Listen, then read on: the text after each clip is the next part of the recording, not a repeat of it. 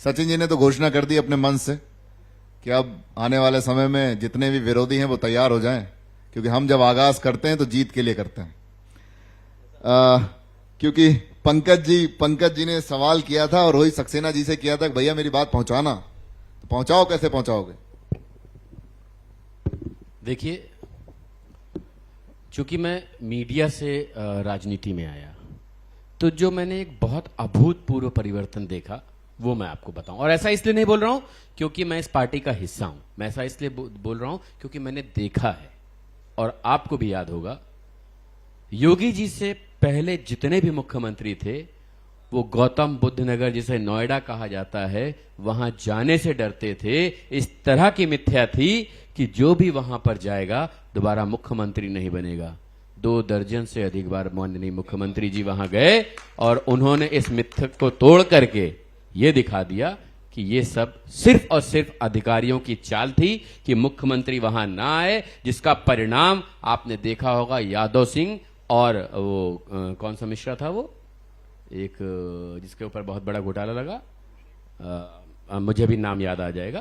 तो इन लोगों ने घोटालों को अंजाम दिया और योगी जी ने इसको मिटा दिया। दूसरा, इसके पहले जितने भी मुख्यमंत्री होते, जो कि मैंने 2 दशक से ज्यादा मीडिया को दिए, उनमें होड़ लगी होती थी कि उत्तर प्रदेश को बीमारू राज्य घोषित कर दीजिए। बताइए मैडम, सही कह रहा हूं कि नहीं कह रहा हूं? बिल्कुल। आपने इतने लंबे समय पत्रकारिता करी।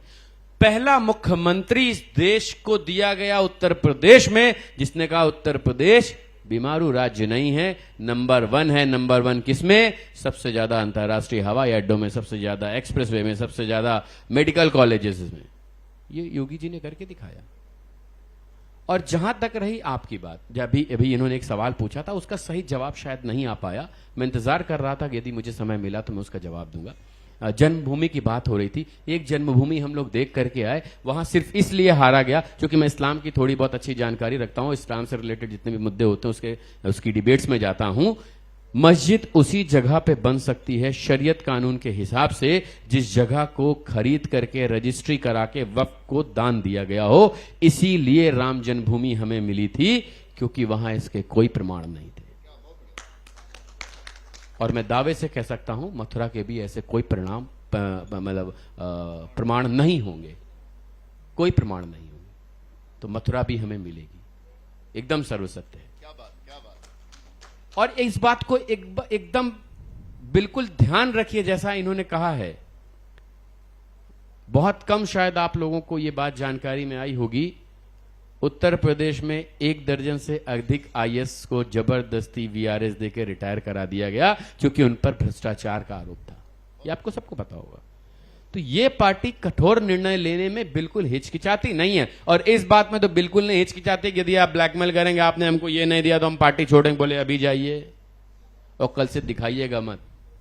ओम प्रकाश जी, क्योंकि रोहित जी ने अपनी बात पूरी कम शब्दों में बहुत तरीके की बात कही है। ब्लैकमेलर्स नहीं चाहिए यहां। मुझे कल ही मैं एक डिबेट में था जिसमें मुझे कहा गया कि बहुत सारे आपके जो एनडीए गठबंधन के जो सहयोगी दल थे वो छोड़ के चले गए। मैंने आज उनका हश्र देख लीजिए ना, वो किस जगह खड़े हैं, क्या अस्तित्व है उनका।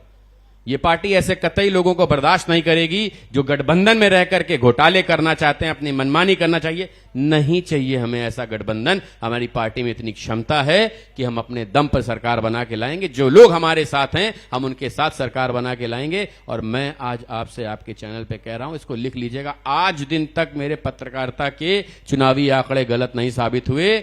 2024 में 350 प्लस आ रही है बीजेपी और गठबंधन 400 सीटें पाएगा। आप लिख लीजिएगा, इलेक्शन के परिणामों के बाद मैं आपसे बात करूंगा।